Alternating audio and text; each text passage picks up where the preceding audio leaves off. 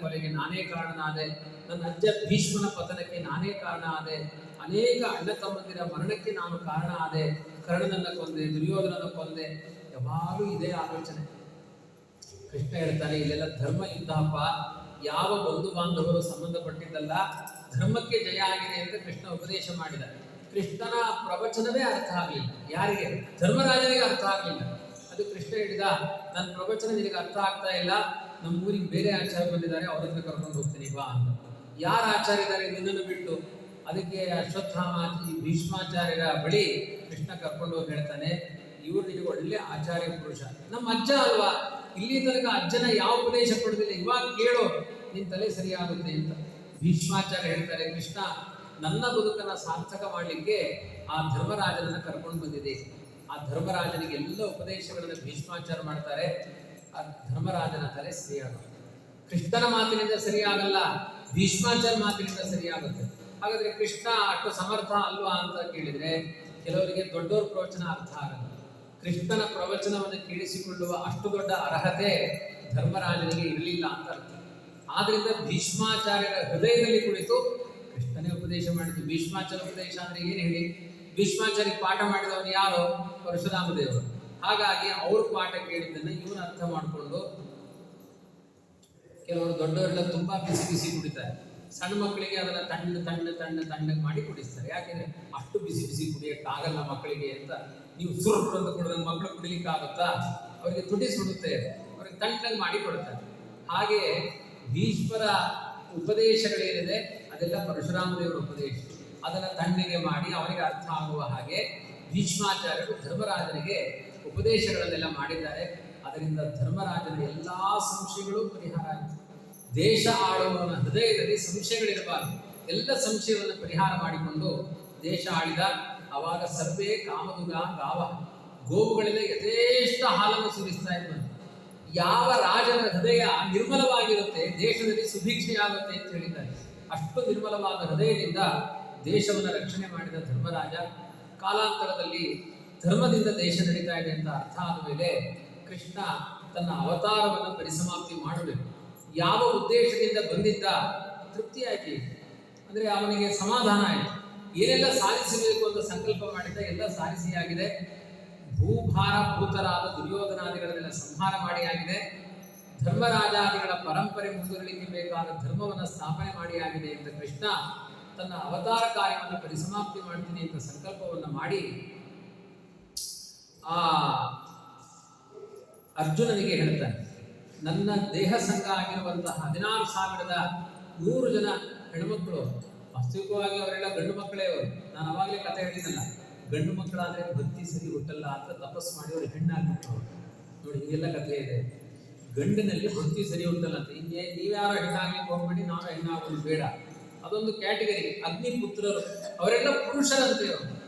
ಅವರಿಗೆ ಸರಿಯಾದ ಭಕ್ತಿಯ ಧಾಟೆ ಹುಡ್ತಾ ಇರಲಿಲ್ಲ. ಅದಕ್ಕೆ ಅವರು ದೇವರನ್ನೇ ಕುರಿತು ತಪಸ್ಸು ಮಾಡಿದಂತೆ. ದೇವರು ಏನ್ ಬೇಕು ವರ ಅಂತ ಕೇಳಿದ್ರೆ, ಇನ್ನೊಂದು ಜನ್ಮದಲ್ಲಿ ನಾವೆಲ್ಲ ಹೆಣ್ಣಾಗಿ ಹುಟ್ಟಬೇಕು. ಹೌದಾ, ಹೆಣ್ಣಾಗಿ ಹುಟ್ಟಬೇಕಾ? ಅಷ್ಟು ಮಾತ್ರ ಅಲ್ಲ, ನೀನು ಹೆಂಡತಿಯಾಗಿ ಹುಟ್ಟಬೇಕು ಅಂತ ದೇವರಲ್ಲಿ ಕೇಳಿದರು. ಆ ರೀತಿ ಕೇಳಿದಾಗ ದೇವರು ಯಾಕೆ ಕೇಳಿದ? ಚೆನ್ನಾಗಿ ಭಕ್ತಿ ಹುಟ್ಟುತ್ತೆ, ಹೆಣ್ಣಿನಲ್ಲಿ ಭಕ್ತಿ ಜಾಸ್ತಿ ಹುಟ್ಟುತ್ತೆ, ಗಂಡಿಗಿಂತ ಅಧಿಕವಾದ ಭಾವನೆಗಳು ಹೆಣ್ಣಿನಲ್ಲಿರುತ್ತೆ ಅಂತ ಪ್ರಾರ್ಥನೆ ಮಾಡಿದರು. ದೇವರು ತಥಾಸ್ತು ಅಂತ ವರ ಕೊಟ್ಟ. ಅಗ್ನಿಪುತ್ರರೇ 16,100 ಜನ ಹೆಣ್ಮಕ್ಕಳಾಗಿ ಹುಟ್ಟಿದರು. ಗಂಡು ಹೆಣ್ಣಾಗುತ್ತೆ, ಹೆಣ್ಣು ಗಂಡಾಗಲ್ಲ. ಗಂಡು ಬೀರಿ ಆಗ್ಬೋದು, ಗಂಡಾಗಲ್ಲ. ಹೆಣ್ಣು ಯಾವತ್ತೂ ಗಂಡಾಗಲ್ಲ. ಗಂಡು ಶಾಪದಿಂದಲೋ ಬರದಿಂದಲೋ ಹೆಣ್ಣಾಗ್ಬೋದು. ಹಾಗಾಗಿ ಅವರು ಹೆಣ್ಣಾಗಿದ್ರು, ಗಂಡುಗಳೇ ಅವರು ಹೆಣ್ಣಾಗಿದ್ರು. ಅವರಿಗೆ ಕೃಷ್ಣನ ಅಂಗಸಂಗ ಆಗಿ ಯಥೇಷ್ಟ ಸುಖಗಳನ್ನು ಅನುಭವಿಸಿ ಅವರ ಅನೇಕ ಮಕ್ಕಳನ್ನು ಪಡೆದು ಧರ್ಮಾಂತರೇ ಆಗಿದ್ರು. ಕೊನೆಗೊಂದು ಅಹಂಕಾರ ಬಂದಿದ್ದು. ಈ ಕೆಲವೊಮ್ಮೆ ತುಂಬ ಭಕ್ತಿ ಜಾಸ್ತಿ ಆಯಿತು ಅಂದರೆ, ಒಬ್ಬರು ಬೆಂಗಳೂರಿನಲ್ಲಿದ್ದರು, ಅವರು ವಿಷ್ಣು ಪಂಚಕ ಉಪವಾಸ ಮಾಡಿದ್ರು. ಅವ್ರಿಗೆ ವಿಷ್ಣು ಪಂಚಕ ಅಂದರೆ ಏನು ಅಂತಲೇ ಗೊತ್ತಿರಲಿಲ್ಲ.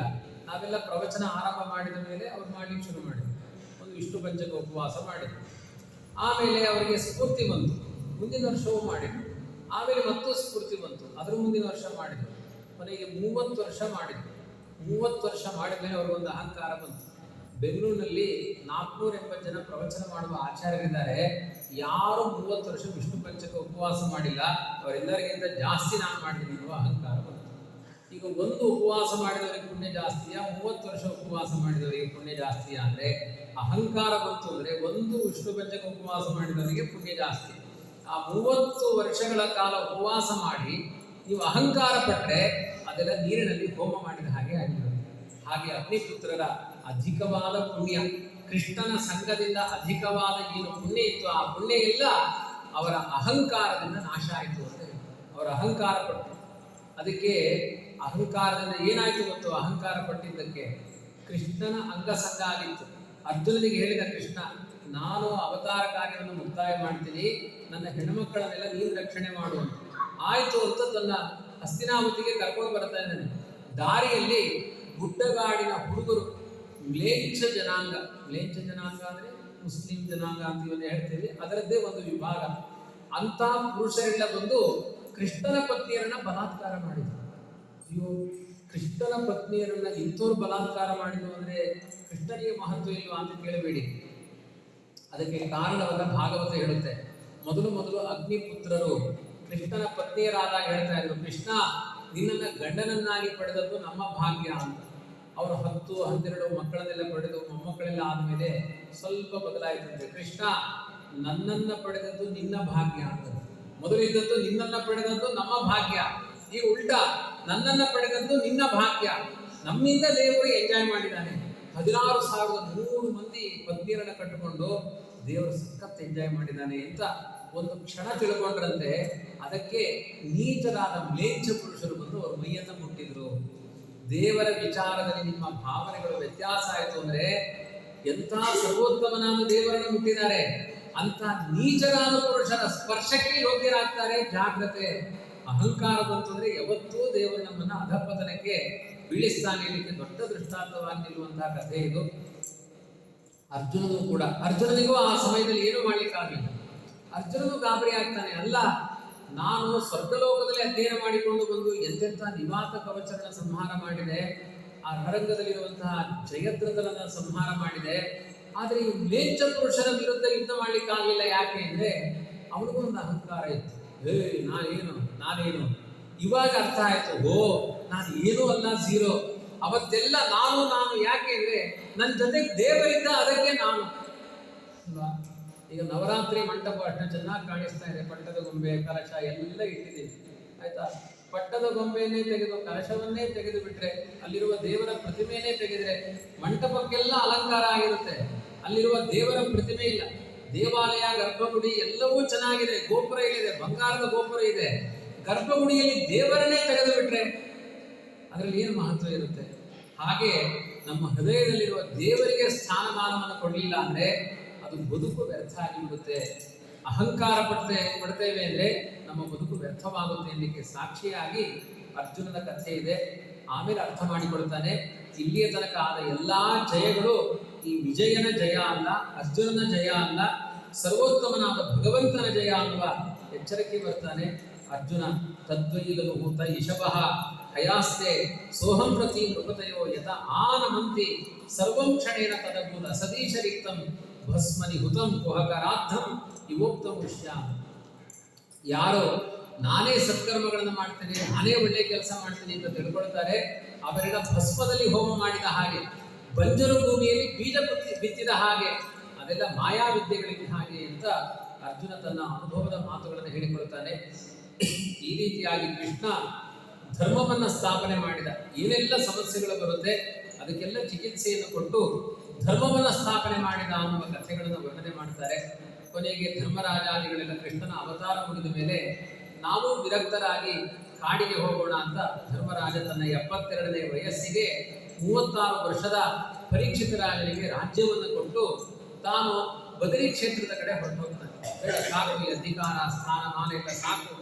ಇನ್ನು ಪರೀಕ್ಷಿತ ರಾಜ ಧರ್ಮಾತ್ಮನಾಗಿದ್ದಾನೆ, ಯುವಕನಾಗಿದ್ದಾನೆ, ಶಕ್ತನಾಗಿದ್ದಾನೆ. ಅವನಿಂದ ಧರ್ಮ ಕಾರ್ಯ ನಡೀಲಿ ಅಂತ ಯುವಕರಿಗೆ ಪ್ರೋತ್ಸಾಹವನ್ನು ನೀಡಲಿಕ್ಕೋಸ್ಕರ ಆ ಪರೀಕ್ಷಿತ ರಾಜನಿಗೆ ರಾಜ್ಯವನ್ನು ಕೊಟ್ಟು ಪಾಂಡವರೆಲ್ಲ ಬದರಿ ಕ್ಷೇತ್ರದಲ್ಲಿ ಎಲ್ಲಾ ತೀರ್ಥಗಳಲ್ಲಿ ಸ್ನಾನ ಮಾಡಿಕೊಂಡು ದೇಹವನ್ನು ಪವಿತ್ರ ಮಾಡಿಕೊಂಡು ನಾರಾಯಣ ಜಪವನ್ನು ಮಾಡಿ ಬದರಿ ಕ್ಷೇತ್ರದ ಕಡೆಯಿಂದ ಸ್ವರ್ಗಕ್ಕೆ ಹೊರಟೋಗ್ತಾರೆ ಪಾಂಡವರೆಲ್ಲ.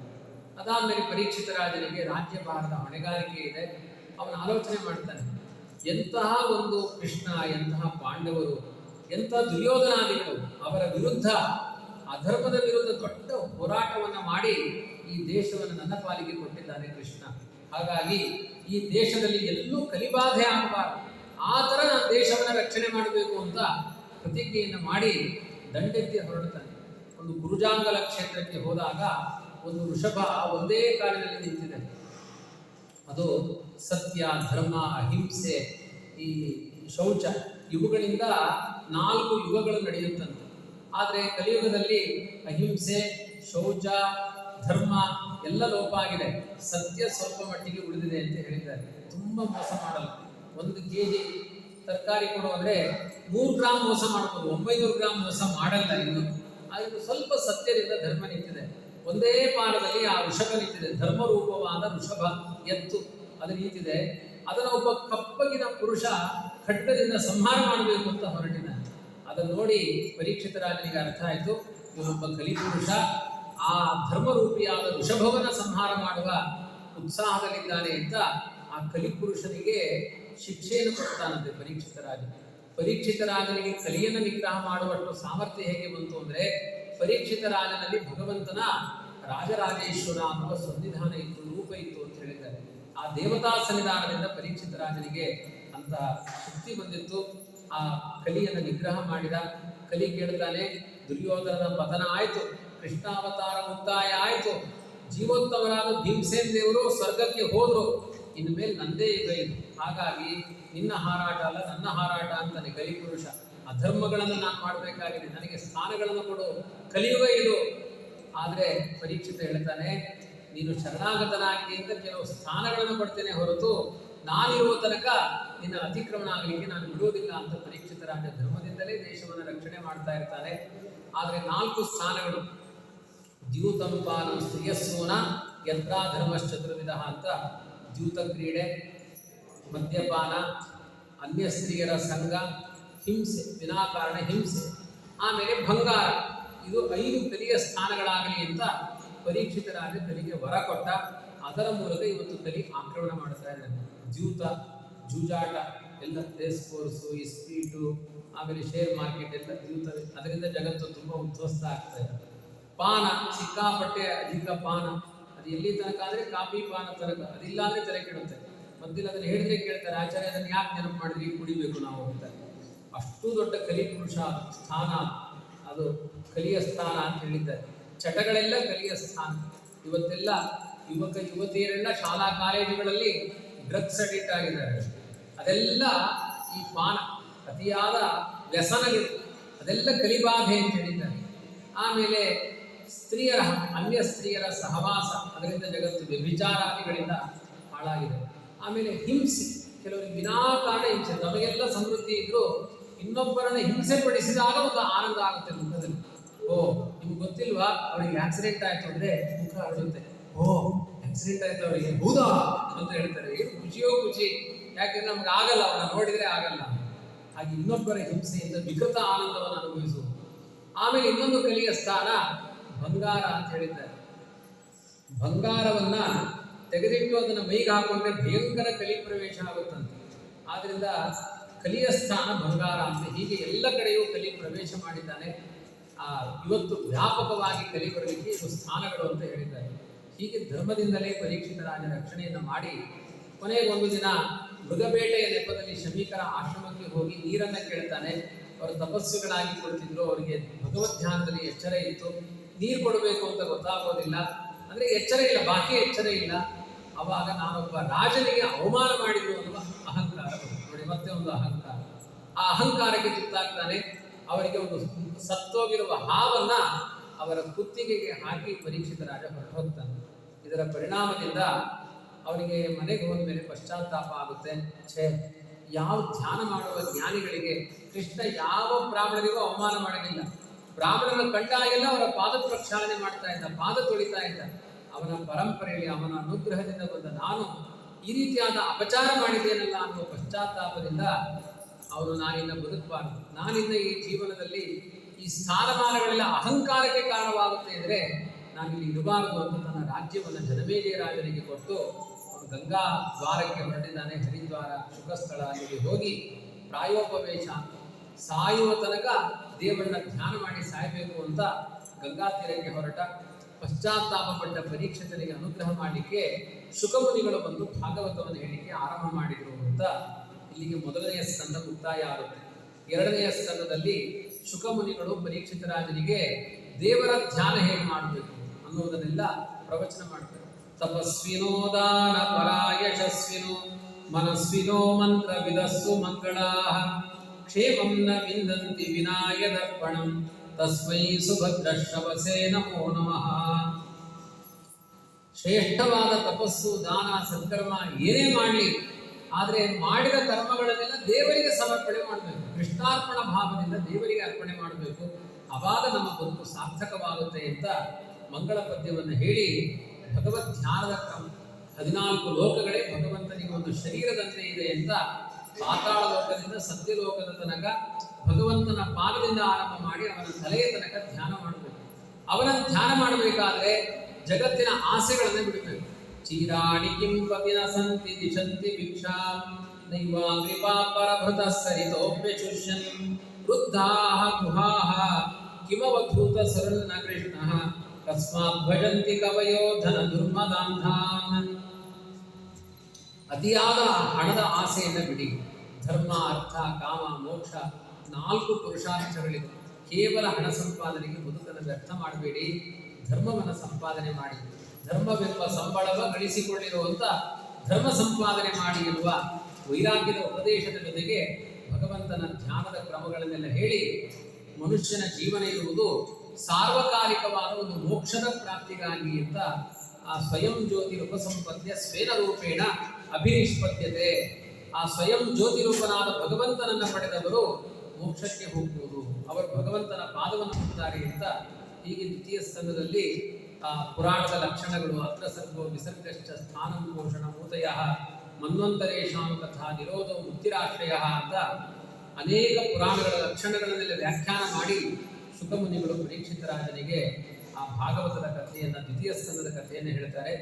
ತುಂಬ ಪುಟ್ಟ ಸ್ಕಂದ ದ್ವಿತೀಯ ಸ್ಕಂದ, 10 ಅಧ್ಯಾಯದಿಂದ ಕೂಡಿರುವಂತಹ ಒಂದು ಸ್ಕಂದ ದ್ವಿತೀಯ ಸ್ಕಂದ. 3ನೆಯ ಸ್ಕಂದದಲ್ಲಿ ವಿದುರ ಮೈತ್ರೇಯ ಸಂವಾದ. ವಿದುರ ತುಂಬ ದುರ್ಯೋಧನನಿಗೆ ಹಾನಿ ಮಾಡಲಿಕ್ಕೆ ಹೋಗಿ ತಾನೇ ಹಾನಿಗೆ ತುತ್ತಾದ. ಕೊನೆಗೆ ಅವನು ಯಮುನಾ ನದಿಯ ತೀರಕ್ಕೆ ಹೋದಾಗ ಉದ್ಧವ ಬಂದು ಹೇಳ್ತಾನೆ, ನೀನು ಗಂಗಾ ತೀರಕ್ಕೆ ಹೋಗು, ಅಲ್ಲಿ ನಿನಗೆ ತತ್ವೋಪದೇಶ ಮಾಡಲಿಕ್ಕೆ ಮೈತ್ರೇಯರು ಕಾಯ್ತಾ ಇದ್ದಾರೆ. ಕೃಷ್ಣ ಹೇಳಿದಾನೆ ಮೈತ್ರೇಯರಿಗೆ, ಮೈತ್ರೇಯ ಉದ್ಧವನಿಗೆ ನೀನು ಈ ತತ್ವೋಪದೇಶವನ್ನು, ವಿದುರನಿಗೆ ನೀನು ಈ ತತ್ವೋಪದೇಶವನ್ನು ಮಾಡಬೇಕು ಅಂತ ಹೇಳಿದ್ದಾನೆ ಅಂತ ಯಮುನೆಯಲ್ಲಿ ಸ್ನಾನ ಮಾಡಿದ ಪುಣ್ಯದಿಂದಾಗಿ ವಿದುರನಿಗೆ ಗಂಗಾ ತೀರದಲ್ಲಿ ಮೈತ್ರೇಯ ಅನ್ನುವ ಗುರುಗಳು ಸಿಗ್ತಾರೆ. ಅವರ ಬಳಿ ಹೋಗಿ ಕೇಳ್ತಾನೆ, ನಮ್ಮ ಬದುಕಿನ ಕಷ್ಟಗಳನ್ನು ಪರಿಹಾರ ಮಾಡಿಕೊಳ್ಳುವ ಉಪಾಯಗಳೇನು ಅಂತ ಕೇಳ್ತಾನೆ. ಅದಕ್ಕೆ ಮೈತ್ರೇಯರು ಹೇಳ್ತಾರೆ, ದೇವರು ಮಾಡುವ ಸೃಷ್ಟಿ, ದೇವರು ಮಾಡುವ ಲಯಗಳನ್ನು ಆಲೋಚನೆ ಮಾಡ್ತಾ ಇದ್ರೆ ಪಂಚೀಕರಣ ಆಟ ಅಂತ ಬರೆದಿದ್ದಾರೆ ವಾದಿರಾಜರು. ದೇವರು ಹೇಗೆ ಸೃಷ್ಟಿ ಮಾಡ್ತಾನೆ, ಹೇಗೆ ಲಯ ಮಾಡ್ತಾನೆ. ನಿಮಗೆಲ್ಲ ಬರುತ್ತಲ್ಲ ಪಂಚೀಕರಣ ಆಟ ಎಲ್ಲ ಬರುತ್ತೆ, ಕಲ್ತಿದ್ದು. ಬರಲ್ಲ ಅಂದರೆ ಇಲ್ಲೊಂದು ಕ್ಲಾಸ್ ಮಾಡೋಣ ಅಂತ ಅದಕ್ಕೆ ಹೇಳ್ತಾ ಇದ್ದೀನಿ. ನಾಳೆಯಿಂದ ಮಾಡೋಣ ಕ್ಲಾಸ್ ಪಂಚೀಕರಣ ಆಟ. ಅದನ್ನು ಸೃಷ್ಟಿ ಹೇಗೆ, ಲಯ ಹೇಗೆ, ಅದನ್ನು ವಾದಿರಾಜರು ಒಂದು ಆಟದ ಥರ ಹೇಳಿಕೊಟ್ಟಿದ್ದಾರೆ. ಜಗತ್ತಿನ ಸೃಷ್ಟಿ ಮತ್ತು ಲಯ ಅದರ ತೃತೀಯ ಸ್ಕಂದದ ಕಥೆಗಳು ಅಷ್ಟು ಸುಲಭವಾಗಿ ಅದನ್ನು ಹೇಳಿಕೊಟ್ಟಿದ್ದಾರೆ. ಆ ರೀತಿಯಾಗಿ ಭಗವಂತ ಆ ಸೃಷ್ಟಿ ಸ್ಥಿತಿ ಲಯಗಳಿಗೆ ಕರ್ತನಾಗಿದ್ದಾನೆ ಎನ್ನುವುದನ್ನು ವಿಸ್ತಾರವಾಗಿ ಉಪದೇಶ ಮಾಡ್ತಾನೆ. ಅದರಲ್ಲಿ ಪ್ರಾಕೃತ ಸೃಷ್ಟಿ, ವೈಕೃತ ಸೃಷ್ಟಿ ಅಂತ. ಆ ವೈಕೃತ ಸೃಷ್ಟಿಯಲ್ಲಿ ಮತ್ತೆ ಪ್ರಾಕೃತ ಸೃಷ್ಟಿಯಲ್ಲಿ ಆ ತಿರ್ಯಕ್ಸೋತ, ಅರ್ವಾಕ್ಸೋತ, ಉತ್ಸೋತ ಅಂತ ಮರಗಿಡಗಳ ಸೃಷ್ಟಿ, ಪ್ರಾಣಿ ಪಕ್ಷಿಗಳ ಸೃಷ್ಟಿ, ಕೊನೆಗೆ ಆದದ್ದು ಮಾನವನ ಸೃಷ್ಟಿ ಅಂತ ಕರೆದಿದ್ದಾರೆ. ಮಾನವನ ಸೃಷ್ಟಿಯಾದಾಗ ಬ್ರಹ್ಮದೇವರಿಗೆ ಸಮಾಧಾನ ಆಯ್ತಂತೆ. ಓ ಪರವಾಗಿಲ್ಲ, ದೇವರ ಬಗ್ಗೆ ಆಲೋಚನೆ ಮಾಡುವ ಒಂದು ಚೇತನದ ಸೃಷ್ಟಿ ಆಯಿತು ಅಂತ. ಹುಟ್ಟಿದವರೆಲ್ಲ ಚಿಂತನೆ ಮಾಡಲ್ಲ, ಚಿಂತನೆ ಮಾಡುವ ಅವಕಾಶ ಮಾನವ ಜನ್ಮದಲ್ಲಿದೆ ಅಂತ ಮಾನವರ ಸೃಷ್ಟಿಯಿಂದ ಬ್ರಹ್ಮದೇವರಿಗೆ ತುಂಬ ಸಮಾಧಾನ ಆಯಿತು ಅಂತ ಹೇಳಿದ್ದಾರೆ. ಅದಾದ ಮೇಲೆ ವಿಶೇಷವಾಗಿ ವರಾಹರೂಪಿಯಾದ ಭಗವಂತನ ಪ್ರಾದುರ್ಭಾವವನ್ನು ಹೇಳಿದ್ದಾರೆ. ಯಾಕೆ ಅಂದರೆ ಆ ಭೂಮಿಯೇ ಕಕ್ಷೆಯಿಂದ ಜಾರಿ ಹೋಗಿತ್ತು. ಬ್ರಹ್ಮದೇವರು ಸೃಷ್ಟಿ ಮಾಡಬೇಕು ಅಂತ ಆಲೋಚನೆ ಮಾಡ್ತಾರೆ, ಆದರೆ ಅದಕ್ಕೆ ಬೇಕಾದ ವೇದಿಕೆಯೇ ಇಲ್ಲ. ಭೂಮಿ ಕಕ್ಷೆಯಿಂದ ಜಾರಿ ಹೋಗಿದೆ. ಅವಾಗ ವರಾಹರೂಪಿಯಾದ ಪರಮಾತ್ಮ ಭೂಮಿಯನ್ನು ಮೇಲೆ ಎತ್ತಿ ತರಬೇಕಾದ್ರೆ ಆದಿಹಿರಣ್ಯಾಕ್ಷ ಉಪದ್ರವ ಮಾಡ್ತಾನೆ. ಅವರನ್ನು ಸಂಹಾರ ಮಾಡಿ ಭೂಮಿಯನ್ನು ಸ್ಥಾಪನೆ ಮಾಡಿದ. ಅದೇ ಥರ ಮತ್ತೊಮ್ಮೆ ಭೂಮಿಯನ್ನ ದಿತಿಪುತ್ರನಾದ ಹಿರಣ್ಯಾಕ್ಷ ಅಪಹಾರ ಮಾಡಿದ್ದ. ಆವಾಗಲೂ ಇನ್ನೊಮ್ಮೆ ವರಾಹ ರೂಪದಿಂದ ಬಂದು ಶ್ವೇತವರಾಹ ನೀಲವರಾಹ. ಆ ನೀಲವರಾಹ ರೂಪಿಯಾದ ಭಗವಂತ ಆ ವಿಶೇಷವಾಗಿ ಮತ್ತೆ ಶ್ರೀಕೃಷ್ಣಂ ಶ್ವೇತವರಾಹ ಅಂತ ಕರೀತೀವಿ. ಅದರ ತಮಿಳುನಾಡಿನಲ್ಲೇ ಆ ವರಾಹನ ವಿಶೇಷವಾದ ಸನ್ನಿಧಾನ ಇದೆ. ಅಂತಹ ವರಾಹ ರೂಪಿಯಾದ ಪರಮಾತ್ಮ. ಆದ್ರಿಂದ ಒಂದು ಸೂಚನೆಯನ್ನು ಮಾಡಿದ್ದಾರೆ, ತಮಿಳುನಾಡಿನಲ್ಲಿ ವಾಸ್ತುದೋಷ ಜಾಸ್ತಿ ಇಲ್ಲ. ಯಾಕೆಂದರೆ ವರಾಹ ವಾಸ್ತುದೋಷ ಪರಿಹಾರಕ. ಹಾಗಾಗಿ ಹೆಣ್ಣು ಮನೆ ಕಟ್ಟರು ನೆಮ್ಮದಿ ಇರುತ್ತೆ. ಕರ್ನಾಟಕದ ಕಡೆಯೆಲ್ಲ ಪ್ರಾಬ್ಲಮ್, ಆ ಕಡೆ ಎಲ್ಲ ಸಮಸ್ಯೆಗಳು ಜಾಸ್ತಿ. ಹಾಗಾಗಿ ಏನು ಮಾಡಿದ್ದಾರೆ ಅಂದರೆ ತಮಿಳುನಾಡಿನಲ್ಲಿರುವ ವರಾಹವನ್ನು ತೆಗೆದುಕೊಂಡು ಹೋಗಿ ಕರ್ನಾಟಕದಲ್ಲಿ ಇಟ್ಕೊಂಡಿದ್ದಾರೆ. ಯಾಕೆಂದರೆ ಅಲ್ಲಿಯೂ ಪರಿಹಾರ ಆಗಲಿ ಅಂತ ಈ ರೀತಿ ಅನೇಕ ವರಾಹನ ಮಹಿಮೆಗಳನ್ನು ವರ್ಣನೆ ಮಾಡಿದ್ದಾರೆ. ಅದಾದ ಮೇಲೆ ಬ್ರಹ್ಮದೇವರು ಮಾಡುವ ಸೃಷ್ಟಿಯಲ್ಲಿ ಮಿಥುನಿ ಸೃಷ್ಟಿ ಅಂತ ಶತರೂಪಾದೇವಿ ಸ್ವಯಂಭೂಮನು ಅವರಿಬ್ಬರ ಮೂಲಕ ವಿಶೇಷವಾದ ಒಂದು ಸೃಷ್ಟಿಯನ್ನು ಮಾಡಿದ್ದಾರೆ. ಅಂದರೆ ಸ್ತ್ರೀ ಪುರುಷರ ಮೂಲಕ ಜಗತ್ತಿನ ಸೃಷ್ಟಿ ಅಂತ. ಆ ಶತರೂಪಾದೇವಿ ಸ್ವಯಂಭೂಮನುವಿನ ಮೂಲಕ 5 ಜನ ಮಕ್ಕಳಾಗ್ತಾರೆ. ಶತರೂಪ ಸ್ವಯಂಭೂಮನುವಿಗೆ 5 ಜನ ಮಕ್ಕಳಾಗ್ತಾರೆ. ಉತ್ತಾನಪಾದ, ಪ್ರಿಯೋವ್ರತ, ಆಕೂತಿ, ಪ್ರಸೂತಿ, ದೇವಹೂತಿ ಅಂತ 3 ಹೆಣ್ಣು 2 ಗಂಡು. ಆ 3ನೆಯ ಹೆಣ್ಣು ಮಗಳು ದೇವಹೂತಿ, ಅವಳಿಂದ ಕರ್ದಮ ರೂಪಿಯಾದ ಪ್ರಜಾಪತಿಯಿಂದ ದೇವಹೂತಿಯ ಮೂಲಕ ಕಪಿಲ ರೂಪಿಯಾದ ಪರಮಾತ್ಮನ ಅವತಾರ ಆಗುತ್ತೆ ಎನ್ನುವಲ್ಲಿಗೆ ಮೊದಲನೇ ದಿನದ ಕಥಾಭಾಗ. ಬಹಳ ಬೇಗ ಮುಗಿಸಿದ್ದೇನೆ, 1 ಗಂಟೆಯಲ್ಲಿ ಸಂಕ್ಷೇಪವಾಗಿ, ನಿಮಗೆ ತೊಂದರೆ ಆಗೋದು ಬೇಡ ಅಂತ. ವಿಶೇಷವಾಗಿ ಹೀಗೆ ಮನುಕರ್ದಮ ಸ್ವಯಂಭೂ ಮನು ಬಂದು ಕರ್ದಮ ಪ್ರಜಾಪತಿಯ ಬಳಿ ತನ್ನ ಮಗಳನ್ನು ದಾನ ಮಾಡ್ತೇನೆ ಅಂತ ಹೇಳುವ ಕಥೆಯ ತನಕ ಮೊದಲನೇ ದಿನದ ಕಥೆಯನ್ನು ಕೇಳಬೇಕಂತೆ. ಸಂಕ್ಷೇಪ ಭಾಗವತ ಇದು. ವಿಸ್ತಾರವಾಗಿ ಭಾಗವತ ಬೇರೆ ಇದೆ. ಸಂಕ್ಷೇಪವಾಗಿ ಭಾಗವತದ ಕಥೆಯನ್ನ, ಇದು ಆಶ್ವಯುಜ ಮಾಸ, ನಿನ್ನೆ ತನಕ ಮಹಾಲಯ ಅಮಾವಾಸ್ಯೆ, ಪಿತೃಶ್ರಾದ್ದ ಇವುಗಳಲ್ಲೇ ಕಾಲ ಕಳೆದಿದ್ದೇವೆ. ಇದೊಂದು ಬೇರೆ ತರಹದ ಕಥೆಯಲ್ಲಿ ದೇವರ ಹಬ್ಬ ಹರಿದಿನಗಳಿಗೆ ಅತ್ಯಂತ ಮಹತ್ವವನ್ನು ಕೊಡುವಂತಹ ಕಥೆ. ನಿಜವಾದ ಹಬ್ಬ ಅಂದರೆ ಯಾವುದು? ಪ್ರಸನ್ನ ವೆಂಕಟದಾಸ ಹೇಳ್ತಾರೆ, ದ್ವಂದ್ವವ ತಿಳಿಯುವುದೇ ವಸಂತ ಹಬ್ಬ. ದ್ವಂದ್ವ ಅಂದ್ರೆ ಏನು? ಭಗವಂತ ಸರ್ವೋತ್ತಮ, ಅವನ ಬಿಂಬ ನಾನಾಗಿದ್ದೇನೆ, ಪ್ರತಿಬಿಂಬ ನಾನಾಗಿದ್ದೇನೆ ಅಂತ ಜೀವ ಈಶ ಭೇದವನ್ನೇ ತಿಳಿಯುವುದೇ ದ್ವಂದ್ವ, ವಸಂತ ಹಬ್ಬ ಅಂತ ಹೇಳಿದ್ದಾರೆ. ಶ್ರೇಷ್ಠವಾದ ಹಬ್ಬ.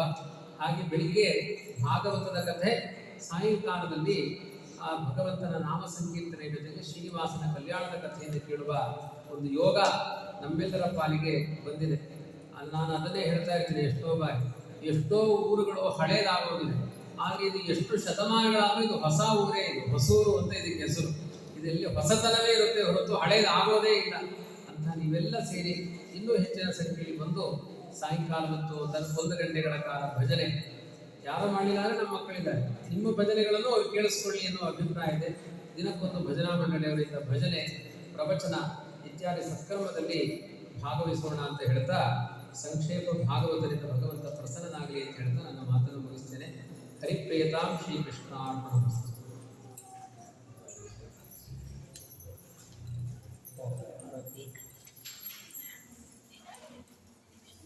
ಮಕ್ಕಳ ಕೃಷ್ಣ ಕೃಷ್ಣ ಹಾಡು ಹೇಳಿ 3 ಬಾರಿ. ಅದು ಬರಲಿಲ್ಲ ಅಂದರೆ ಇನ್ನೊಂದು ಹೇಳಿ.